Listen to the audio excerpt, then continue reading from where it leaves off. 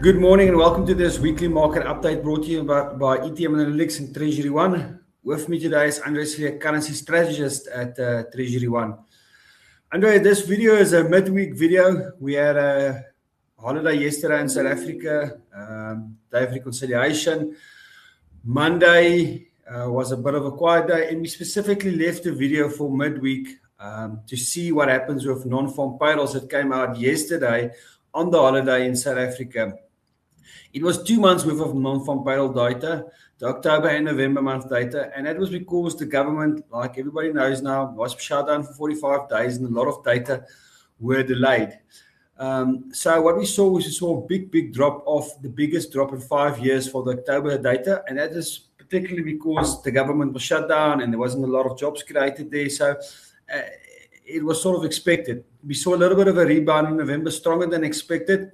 But the big thing is unemployment in the US came out at 4.6%, which is the highest it's been in 4 years. So that's the summary, Andre.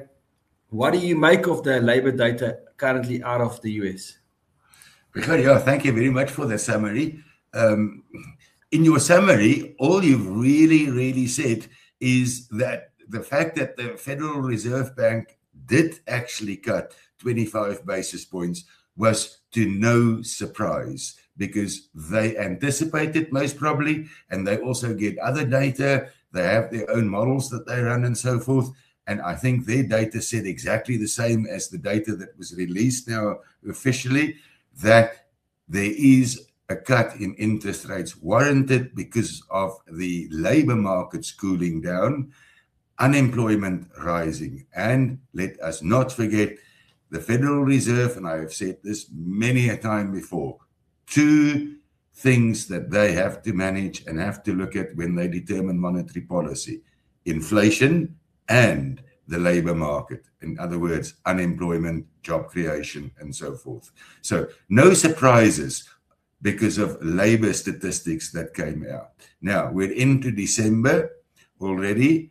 The bounce back in November at this stage is a figure that was released. We must just keep in mind that these figures get revised at the release of the next figure. So we'll have to see whether that big increase or less of a decline, whatever you want to call it, versus October, actually holds water at the next revision.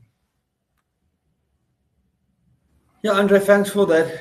Like I said, the market is only pricing 2 interest rate cuts for next year now. But the big thing is the inflation data will still be worrying the US as well. They still haven't received their 2% target, and they're still hovering just below the 3%. Locally in South Africa, we're getting our inflation data today. It's expecting to still be above the 3%, but still well contained.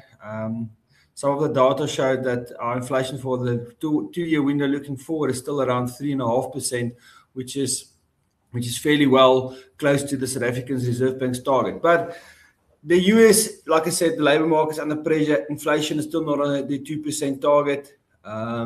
So what do you make of inflation coming out of the US on Thursday? If it remains sticky and not showing further losing of momentum, then I think at the next Federal Reserve meeting, Mr. Powell will reiterate that the inflation is still too high. There is other Federal Reserve members that is in exactly the same court. We must remember that the last decision was not a union. If it turns the other way, then back to that 2 possible interest rate cuts that you mentioned already, is then more on the cards. Which is the one that I favor? Well, if you look at manufacturing coming down, if you look at jobs, unemployment going up and so forth, chances are that demand would be a little bit lower, and if demand's a little bit lower, pricing could become a little bit lower, and inflation could go a little bit lower, and the dollar could remain under pressure. Yeah, and you just mentioned the dollar under pressure. Now we're coming over to the rand, and with the dollar being under pressure, commodity prices still supporting the rand up there. Oil prices down at a 5-year low, which is our biggest import component, which also bodes well for inflation going forward in South Africa. What do you make of the rand going forward? We're sort of sitting at 16.75, which is sort of the target we had in mind for the rand. Are we still comfortable in 16.75, 17.25 for now? If the dollar remains where it is and not moving too much further and not weakening too much further, then I'm content with that 16.75, 17.25. We could see a little bit volatility during the month simply because of liquidity levels being a little bit lower, and that's simply because there's less business, more people on holiday. But I'm happy with that level, provided, as I say, that the dollar remains around these levels, which, if you look at the expectancy of more interest rate cuts and so forth, is important to look at the inflation rate that's going to come out. If that clearly shows inflation is turning downwards, losing an upward trend, definitely more speculation about a weaker dollar and possibly stronger rand. But I think we're going to have a fairly quiet rest of the December with a lot of people on holiday, with a proviso of a little bit of extra volatility because of liquidity levels, as I said. Andre, thank you for your time. We'll speak again. For everybody out there, we'll be back, and let's see what happens with the currency and if the stability continues. Cheers for now.